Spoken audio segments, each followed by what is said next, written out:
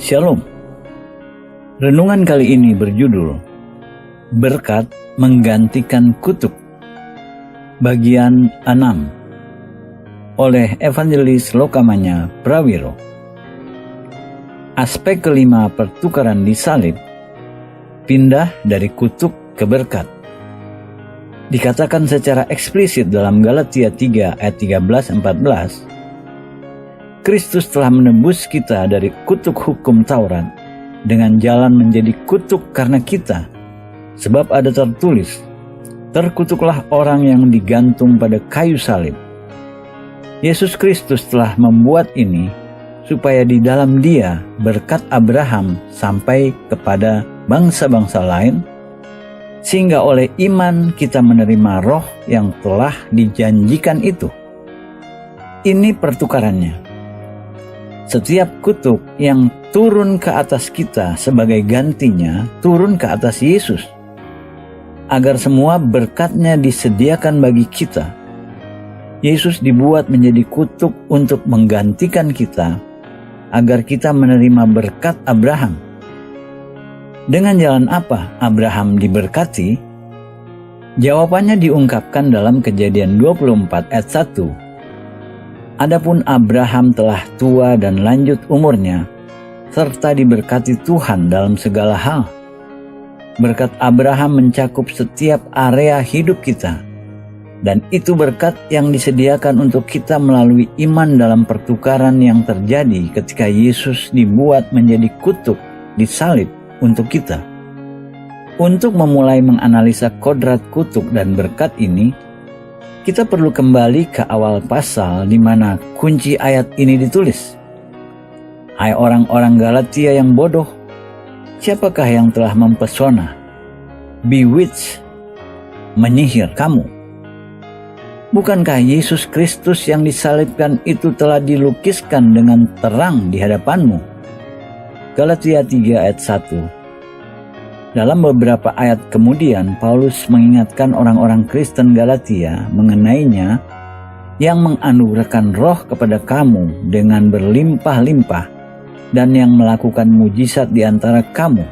Ayat 5. Dalam bahasa zaman sekarang kita mungkin berkata ini orang-orang karismatik atau orang-orang Kristen yang dipenuhi roh. Namun Paulus berkata mereka disihir. Pernyataan yang luar biasa. Kenapa ia mengatakan itu? Karena mereka kehilangan visi salib mereka.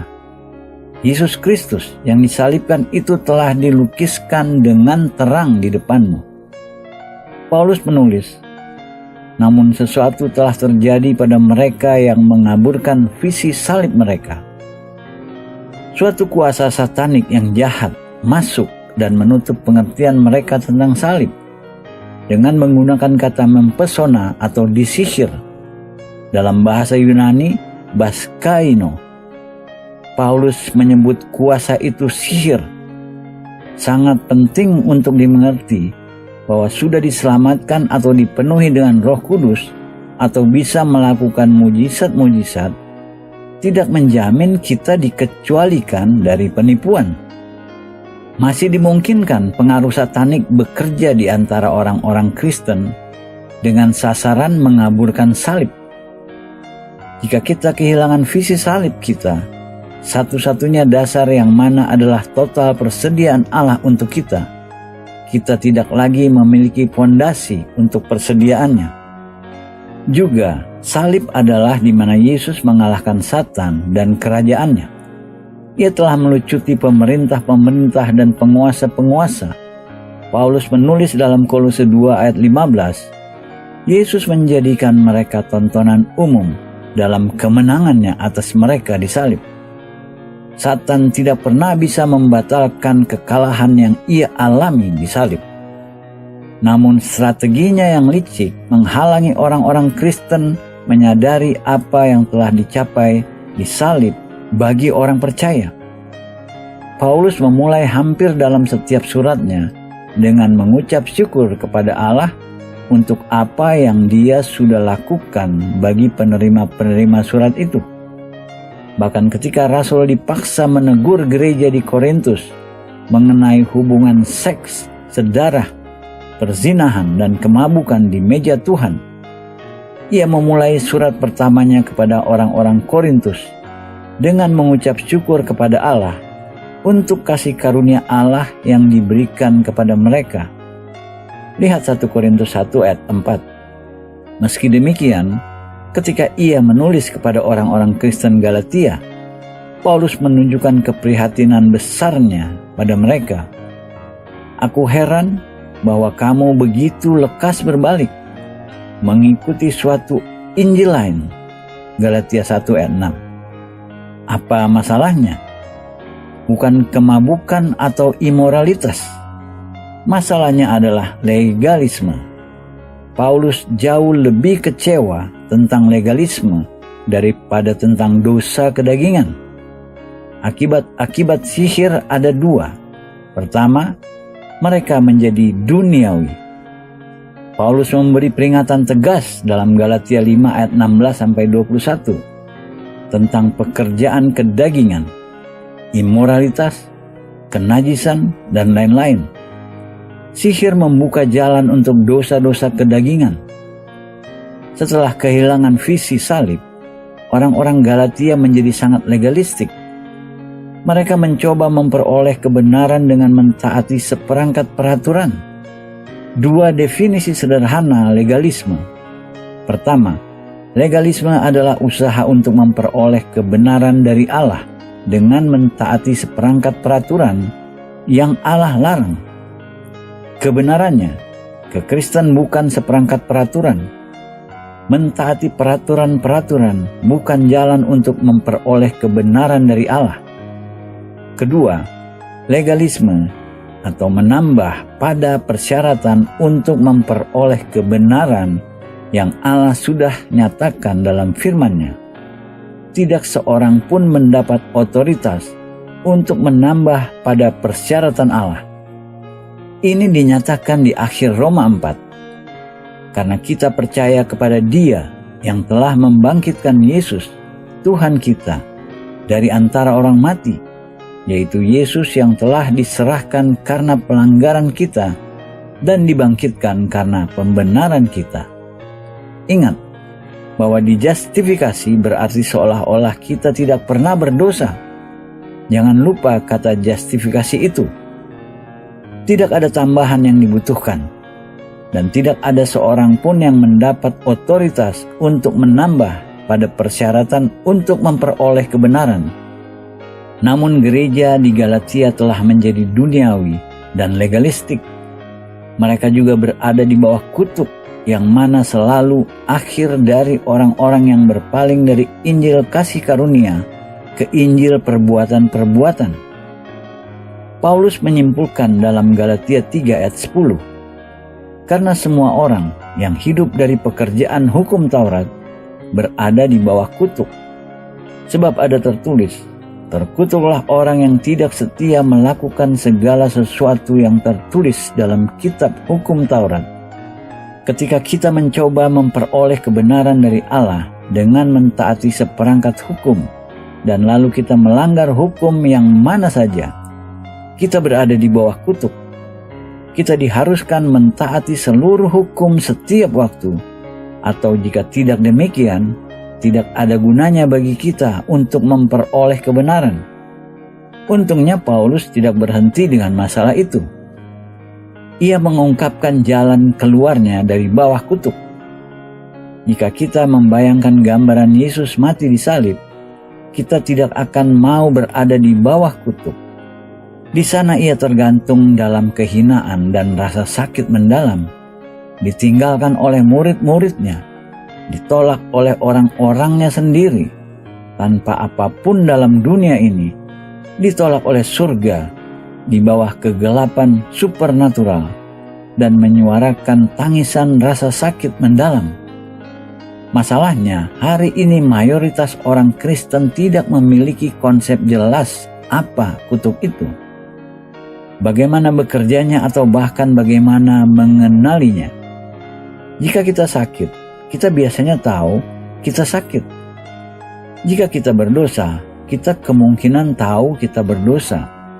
Namun ketika kita di bawah kutuk, kita mungkin tidak mengerti apa kodrat masalah kita atau bagaimana menanganinya.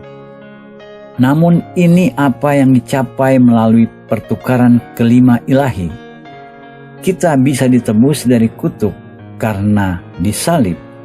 Yesus dibuat menjadi kutuk agar kita bisa ditebus dari kutuk dan masuk ke dalam berkat Abraham yang mencakup setiap area dari hidup kita. Apa gambaran umum kutuk dan penjelasan bagaimana keluar dari bawah kutuk? Kodrat kutuk dan berkat adalah subjek yang sangat besar. Namun pewahyuan bisa merubah hidup. Kutuk dan berkat kata-kata penting. Bisa ditulis, bisa diucapkan, atau dipikirkan. Namun kata-kata itu dipenuhi dengan otoritas dan kuasa supernatural, seperti Amsal 18 ayat 21 mengindikasi, hidup dan mati dikuasai lidah. Dalam Ulangan 28, Musa memberi daftar berkat dan kutuk. 14 ayat pertama pada pasal 28 menggambarkan berkat. Sisa 54 ayat menggambarkan kutuk. Daftar panjang dan mengerikan. Tidak ada seorang pun dengan akal sehatnya bersedia menjadi bagian apapun darinya. Berkat dan kutuk secara dramatis mempengaruhi dan merubah orang-orang untuk kebaikan dan kejahatan. Seringkali dampaknya berlanjut dari generasi ke generasi sampai sesuatu dilakukan untuk menterminasinya. Ada berkat dan kutuk dalam Alkitab yang sudah berlangsung selama hampir 4.000 tahun dan masih berlanjut sampai hari ini. Kenapa ini harus memprihatinkan kita?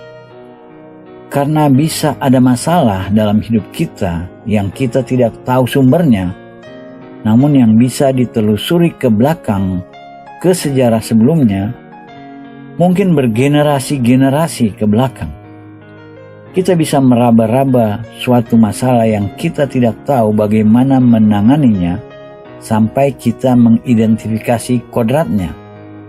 Lagi, satu dari ciri berkat dan kutuk adalah bekerjanya berkelanjutan.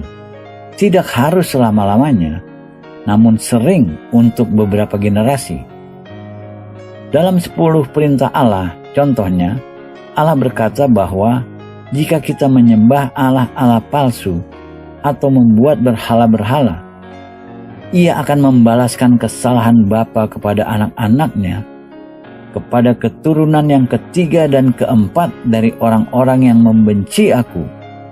Keluaran 20 ayat 5. Itu tipikal kutukan. Ini ringkasan pendek berkat dan kutuk dalam Ulangan 28. Pertama, berkat-berkat. 1. Dimuliakan, ditinggikan atau dihormati secara pribadi. 2. Reproduktif. Ini gambaran seseorang yang berbuah dalam setiap area hidupnya, baik fisikal, finansial, relasional, maupun kreativitas. 3. Kesehatan. Kita kemungkinan tidak menghargai seberapa besar berkat kesehatan sampai kita sakit. Lalu kita berharap kita bisa mengucap syukur pada Allah lebih sering untuk berkat menjadi sehat. 4. Kemakmuran atau kesuksesan.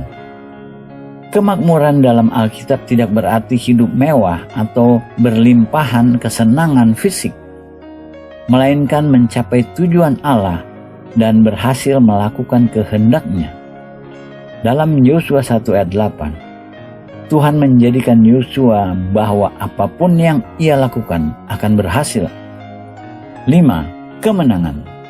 Berkat mendapatkan kemenangan dalam setiap konflik di mana kita terlibat sesuai kehendak Allah. 6. Menjadi kepala dan bukan buntut. Kepala membuat keputusan dan buntut terseret-seret. Bagaimana kita hidup seperti kepala atau buntut? Apakah kita membuat keputusan? Apakah rencana-rencana kita dilaksanakan dengan sukses? Atau apakah kita korban tekanan dan kuasa atau keadaan yang menyeret kita kemana-mana dan kita tidak tahu apa yang akan terjadi di depan? Kutuk-kutuk dari Ulangan 28 berlawanan dengan berkat-berkat. 1. Dipermalukan. 2. Kegagalan mengandung. 3. Penyakit berbagai jenis. Satu kategori penyakit yang khususnya indikasi kutuk adalah turun-temurun, berlanjut dari generasi ke generasi. 4. Kemiskinan dan kegagalan. 5. Kekalahan, lawan dari berkat kemenangan. 6. Menjadi buntut dan bukan kepala. 7. Berada di bawah dan bukan di atas. Kutuk seperti bayangan gelap dari masa lalu. Kita kemungkinan tidak tahu dari mana datangnya, mungkin bahkan tidak berawal dalam masa hidup kita. Bisa juga memiliki hubungan dengan latar belakang keluarga kita. Terbentang atas hidup kita dan menutup sinar matahari berkat Allah.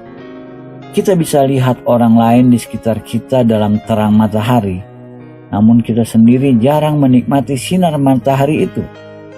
Kita tidak tahu bahwa penyebabnya dari masa lalu.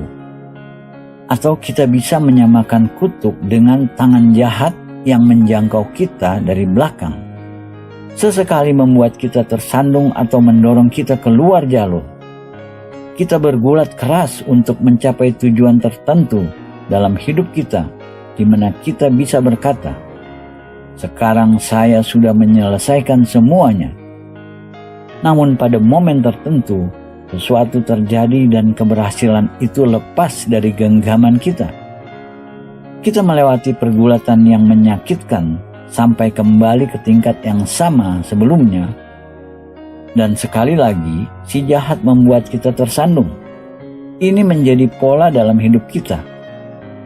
Mungkin ketika kita melihat ke belakang pada orang tua kita atau kakek nenek atau beberapa saudara lain, kita mengenali pola ini dalam hidup mereka juga. Esensi kutuk disimpulkan dalam satu kata, frustrasi. Kita bisa tidak berhasil dan frustasi, atau kita bisa berhasil dan frustasi. Ada banyak orang berhasil namun frustasi dalam dunia hari ini. Apa penyebab kutuk? Pertama, sebab utama semua kutuk adalah karena penyembahan berhala. Melanggar 2 pertama 10 perintah Allah. Penyembahan berhala, termasuk seluruh alam okultisme, mau tidak mau dan tanpa kecuali berakibat pada kutuk. Mereka yang mengeksplorasi okultisme beralih ke Allah-Allah palsu untuk pertolongan yang seharusnya mereka hanya minta dari Allah sejati, dan mereka berada di bawah kutuk. Sama seperti orang yang membuat berhala atau menyembah Allah palsu. Sebab kedua kutuk, agama palsu dan kelompok-kelompok terselubung. Agama apapun yang menolak pewahyuan kitab suci dan pribadi unik dan fungsi Yesus Kristus sesuai standar Alkitabiah adalah agama palsu. Ketiga, sikap salah terhadap orang tua. Efesus 6 ayat 2 dan 3 berkata, "Hormatilah ayahmu dan ibumu." Ini adalah suatu perintah yang penting, supaya kamu berbahagia dan panjang umurmu di bumi. Menghormati orang tua kita tidak berarti kita harus setuju dengan mereka. Mereka mungkin sangat salah, namun kita harus memperlakukan mereka dengan hormat. Kebanyakan orang hari ini kemungkinan memiliki sikap salah terhadap orang tua mereka dibanding generasi sebelumnya dalam sejarah manusia. Mereka bisa diselamatkan dan memanifestasi karunia-karunia Roh Kudus dan masuk surga ketika mereka mati. Namun tanpa sikap yang benar terhadap ayah dan ibu mereka, hidup mereka tidak akan pernah baik dalam dunia sekarang. Alasan keempat adanya kutuk, karena ketidakadilan terhadap yang lemah dan tak berdaya. Allah di pihak yang lemah dan tertindas. Contoh menyolok hari ini, aborsi, dengan sengaja mengambil hidup bayi yang belum lahir. Jika kita dengan sengaja melakukan aborsi, kita mengundang kutuk atas hidup kita. Sebab kelima adanya kutuk, membenci dan berbicara melawan bangsa Yahudi.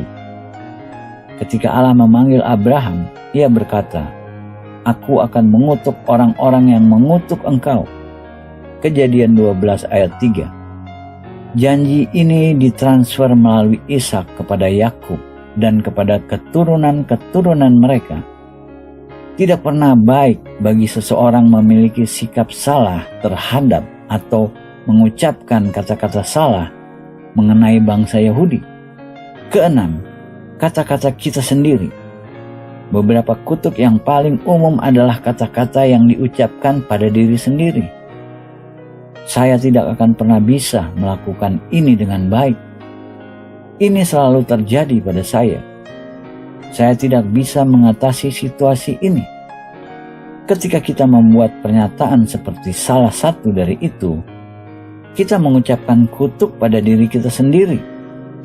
Banyak orang yang butuh kelepasan dari roh kematian karena mereka mengundangnya dengan berkata-kata seperti, "Mendingan saya mati aja. Apa gunanya hidup?" Itu undangan pada roh kematian. Mari masuk. Saya mengundang kamu. Kita tidak perlu memberi banyak undangan. Ketujuh, beberapa kutuk disebabkan oleh orang-orang dengan hubungan otoritas seperti orang tua dan suami. Banyak orang tua terprovokasi oleh anak-anak mereka dan mengatakan kata-kata pedas, marah pada mereka, tidak mempertimbangkan implikasinya. "Kamu bodoh," atau "Saya tidak percaya betapa buruknya kamu," atau "Kamu tidak akan pernah berhasil." Banyak orang pada umur 40-an atau 50-an masih bergulat dengan efek kata-kata yang diucapkan orang tua mereka ketika mereka remaja. Komentar yang dibuat oleh suami pada istri bisa membawa kutuk juga. Kelihatannya tidak adil, namun benar. Allah sudah memberi suami otoritas atas istri. Ingat apa yang Yakub katakan merespons tuduhan mertuanya bahwa anggota keluarganya telah mencuri patung berhala rumah tangga Laban. Tetapi pada siapa engkau menemui dewa-dewa itu, janganlah ia hidup lagi. Kejadian 31 ayat 32. Ia tidak tahu bahwa Rahel, istri favoritnya, mencurinya. Ketika Rahel melahirkan, ia mati di bawah kutuk suaminya. Tentunya ia sudah melanggar dengan mencuri berhala-berhala rumah tangga ayahnya. Bayangkan suami yang berkata pada istrinya, "Kamu tidak bisa masak. Aku muak dengan masakanmu. Kamu tidak akan bisa masak." Meskipun ia memiliki talenta dan mampu dalam banyak bidang lain, ia gagal di dapur. Dengan cara yang sama, meskipun suaminya tidak menyadarinya, ia sebenarnya mengucapkan kutukan atas dirinya sendiri dengan mengatakan, "Saya muak dengan masakanmu." Selama sisa hidupnya, ia akan menderita pencernaan. Kedengarannya lucu, namun sungguh-sungguh terjadi. Penyebab terakhir kutuk adalah dukun sihir. Mereka pelaku kuasa satanik. Kuasa mereka real, dan mereka bisa membunuh. Betul, banyak orang terbunuh oleh sihir.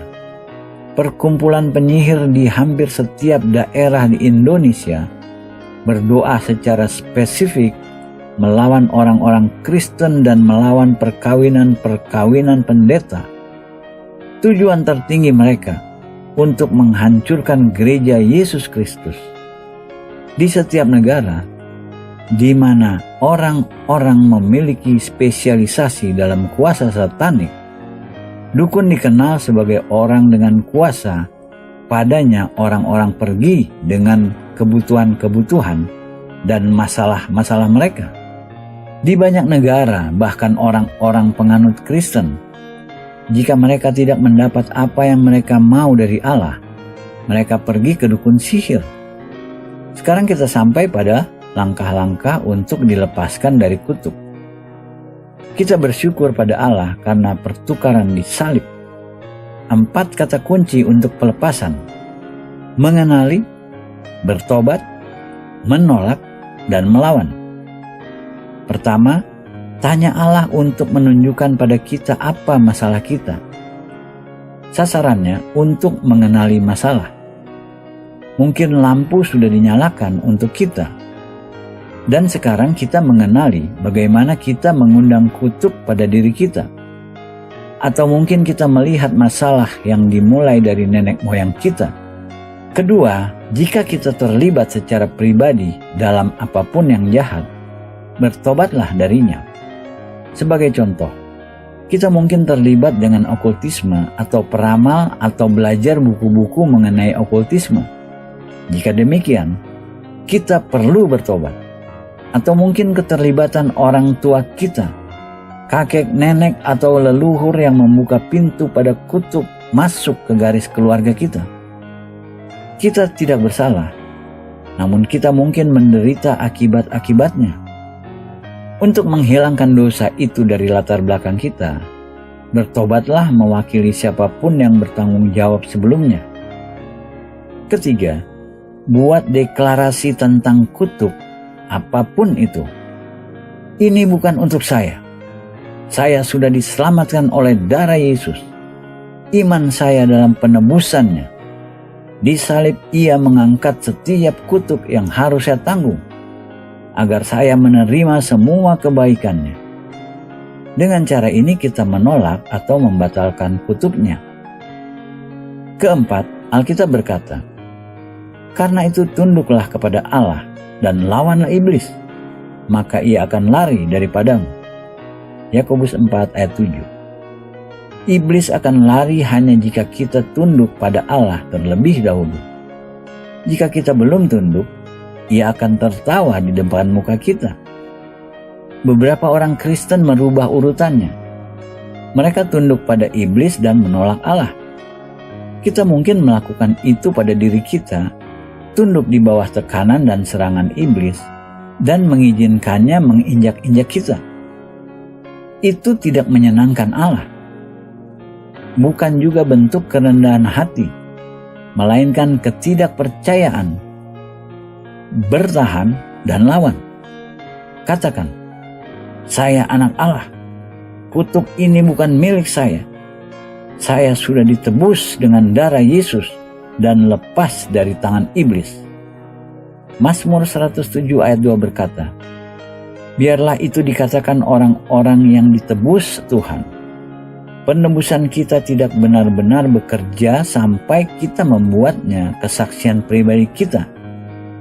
Ingat, dan mereka mengalahkan dia, iblis, oleh darah anak domba dan oleh perkataan kesaksian mereka. Wahyu 12 ayat 11. Ulangi pengakuan kita dengan bersuara keras beberapa kali. Saya sudah ditebus oleh darah Yesus dan dilepas dari tangan iblis. Jika kita merasakan kutuk kematian atas kita, mulailah memproklamasi Mazmur 118 ayat 17. Aku tidak akan mati, tetapi hidup, dan aku akan menceritakan perbuatan-perbuatan Tuhan. Deklarasi ini bisa membuat perbedaan besar atas hidup kita. Mari kita aplikasikan pertukaran khusus salib pada hidup kita. Mungkin kita merasa ada sejenis kutuk atas hidup kita, namun kita percaya Yesus dibuat menjadi kutuk di salib agar kita bisa ditebus dari kutuk. Jika kita bersedia memenuhi syarat-syarat Allah, kita bisa berdoa doa tertulis di bawah yang mencakup setiap kondisi yang diperlukan untuk dilepaskan dari kutuk. Katakan kata-kata berikut. Tuhan Yesus Kristus, saya percaya Engkau anak Allah dan jalan satu-satunya kepada Allah. Engkau mati di salib untuk dosa-dosa saya dan bangkit lagi dari antara orang mati.